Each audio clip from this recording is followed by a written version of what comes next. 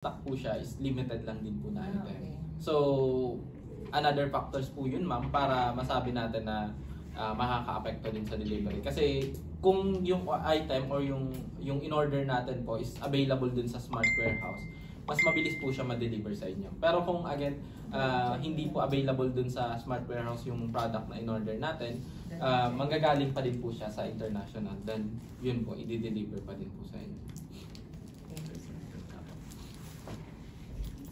Sige po, express po kayo ng question ninyo kasi kami din po is mas yung okay sa amin. Yung money, ma'am? di ba dati po 25 days? Apo. Tapos ngayon biglang naging ano na lang 15 days ba yun, di ba? 10 to 15. 10 to 15 days plus Ano 3 days after stay. Bakit po nag-change ng ano? Okay. Kung may na-experience pa po tayo na, like for example, umabot siya ng 20 days, 25 days, or sabihin natin worst case scenario, 1 month. Or mag-exceed pa ng 1 month. Nag-ano na ako.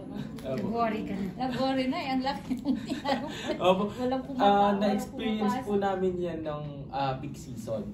Kasi again, may deliveries tayo. So once na nagkaroon ng, sabihin natin, peak season, kahit yung mga local e-commerce po natin, pag dumadating yung peak season, nahihirapan din po sila sa delivery. Kasi since may mga holiday, may mga occasion, so yung either yung packaging and then yung delivery natin, yung mga logistics, nagkakaroon din po ng mga break. Also sabihin natin, tao lang din po sila. So cases po nun, magkakos po yun ng delay. Pero kami naman po is once na nag-exceed na dun sa binibigay natin na time frame sa delivery and then yung after sales, nagpa-follow up naman po kami agad dun sa logistic kung ano yung main cause ng delay ng deliveries natin.